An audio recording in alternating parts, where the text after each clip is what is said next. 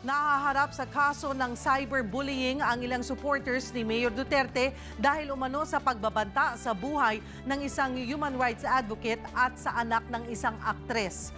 Kasabay nito, tinawag na balat sibuyas ng kampo ni Digong ang Singapore dahil sa pagpatol sa biro niya na susunugin ang watawat ng naturang bansa. Nasa gitna ng aksyon, si Fritzy Cabial.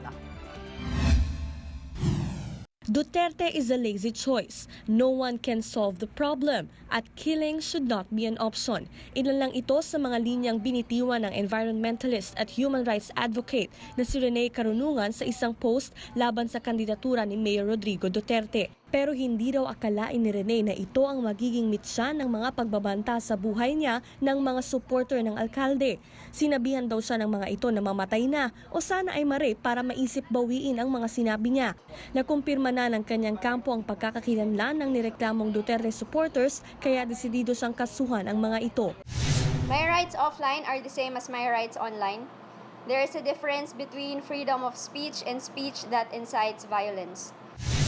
Ayon sa NBI, malinaw na kaso ito ng cyberbullying. Para naman sa COMELEC, isa itong election offense. Tulad ni Rene, umalma rin ang aktres na si Melay Cantiveros sa isa pang umanong supporter ni Duterte na hiniling na ma-rape ang anak niyang babae. Yan ay matapos ihayag ni Melay ang pagsuporta kay Mar Rojas.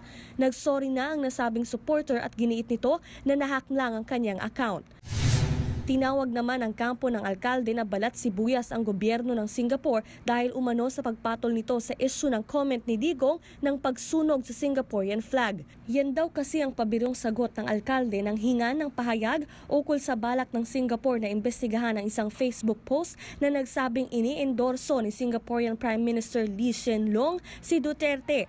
Hindi na raw dapat palakihin ng Singapore ang issue. Kasabay nito umalma si Digong sa panghaharas umano sa ilang supporter niya dahil sa politika. Ang mga supporters ko hinaharasin, just like in Camiguin. Huwag naman ganon. We will talk after this.